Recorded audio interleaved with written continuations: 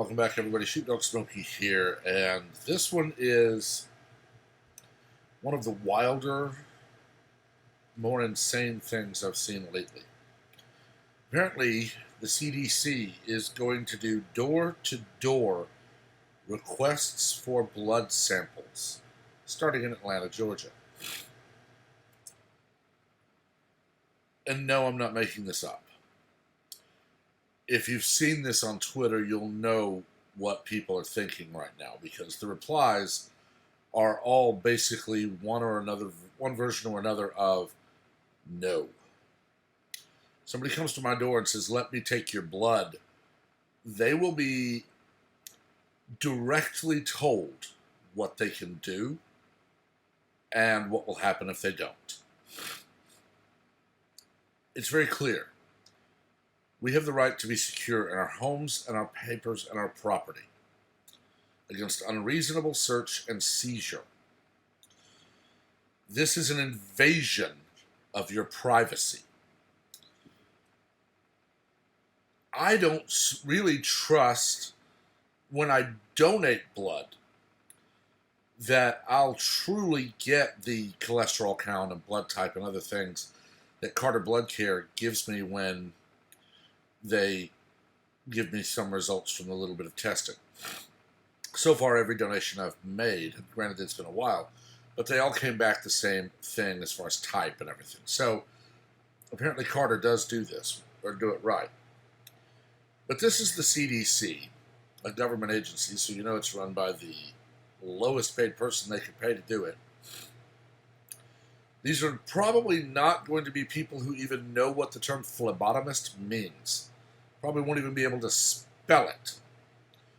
And they want you to let them jab you with a needle to take your blood.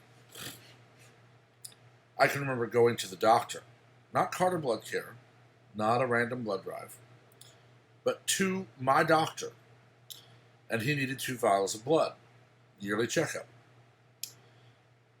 His little phlebotomist, who was a trained, licensed phlebotomist, jabbed at my elbow for probably 5 minutes before she called him in, and he saw what she'd done, told her to take lunch.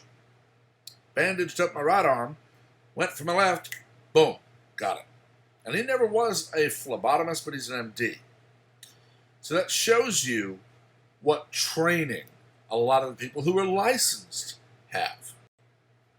Not to mention where this will be happening. Even if they want to come into your home, it's not sterile. I would be willing to bet they're not going to be carrying around individually sealed needles either. It'll be the little lancets. You know, get enough onto a petri dish and then label it and whatever. And those don't come sealed. So they're literally walking to your door with things you know are not hospital sterile, saying, "Let me poke you with this." It will not go well. It will not go well. And of course, when it fails miserably, you can expect the Democrats and the mainstream media to blame Trump for it. When I can guarantee you, it was some liberal schmuck at the CDC that said, "Hey, this is a great idea. We need to start collecting blood to test for coronavirus." And rather than tell people, you know what, why don't you visit your doctor and have them do a blood test for antibodies? Or come to the county hospital. We will be mailing out invitations so you can make an appointment. No, we're going to run door to door in Atlanta in the late spring, early summer, asking people if we can jab them with a needle. I mean, this is the height of idiocy. Add to this, we know the CDC has way too much faith in the WHO, which we know to be a puppet of the Chinese Communist Party. Add to this reports, although I will say unconfirmed, but I've seen several, where the WHO chief said that people may just have to be taken into custody. And people wonder why so many Americans are becoming first-time firearms owners. why so many of us who are not first-time owners are repeating the mantra of non lib, opposing gun control. Imagine if this was Chicago, where law-abiding citizens have been disarmed for years. Now imagine a Chicago cop, or worse yet, a Chicago National Guardsman, accompanying the CDC to say you will give a blood sample. And then imagine if they tried this on a national scale. I feel fairly safe right now with Governor Abbott, but you get the wrong person in the White House, you get the wrong party in control of both houses of Congress to the point they can override a veto, and you're going to have crap like this on a national scale. I'll say again, I do not consider myself a conspiracy theorist. I enjoy a good yarn and a good story as much as the next guy, and yes, I have read many conspiracy theories. A great many of them are easily seen for the hogwash they are. But there are not a fair few that seem plausible. In an era where the mainstream media praises thugs in masks who assault people over a hat or harass businesses because they won't bow to the liberal agenda, or worse, in an era where government officials who have a D beside their name can say, we won't be civil until we win, or get in their face and push back, or when they go low, we kick them.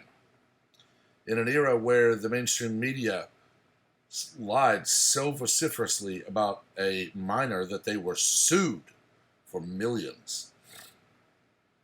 In an era where social media censors anyone and everyone they can. There's a lot to be said for staying vigilant. I've been called every name in the book. I've been called a prepper, I've been called a redneck, I've been called a cowboy, I've been called an idiot, I've been called a whiner, and every other name you can think of, because I have said, and I will say for many, many years to come, I live by Patrick Henry's motto, give me liberty or give me death. And I live by what I believe he believed. I will die in a hailstorm of bullets, taking as many of the wannabe tyrants with me as I can. If my home is invaded, and I'm told my rights no longer matter, then that is the government telling me my life is theirs to determine whether it continues or not. And that is the day I will vigorously disagree. I don't often call things that would normally be dismissed as conspiracy theory something to worry about. But this one, I trust the source. And the quote that they are going to begin a trial in Atlanta. So saying they will begin a trial and giving a location tells me that we need to inundate the CDC, the White House, every member of Congress, every governor, lieutenant governor, every state AG, then the U.S. Attorney General, telling them, oh, hell no. This will not stand. And we need to tell them that we will not bow to tyranny. King George did so much less than what the Democrats and the liberals in power all over the country are trying to do today. And 3% of the population rose in arms and threw the British out of the colonies, forming our own nation. The sleeping giant is beginning to wake. And should that sleeping giant truly awaken, I don't want to even consider what will happen next, because it will not be pretty. I'm not a violent person by nature. I don't want conflict. I don't seek it out. But I also will not avoid it. And I will not go quietly into the good night. I can only hope that as people are waking up to the tyranny of the Democratic Party, they're seeing the insanity of other government offices and other things going on in the world today. Really hope so. But I've talked long enough. I've gone on up this long enough. Let me know what you think. What would happen if people showed up at your door saying that they want a blood sample? How vigorous would your denial of that be? As always, though, be civil in the comments. We're here to discuss, dissent, and debate. Morons show up at your door demanding blood, that's on you. But here, we should be logical adults. As always, please remember to like and share the video, and please do also subscribe so that you're part of the giveaway at 500, 1,000, and 1,500 subscribers. You'll want notifications on as well, so that you can be part of the content as it posts. Until next time, have a wonderful day.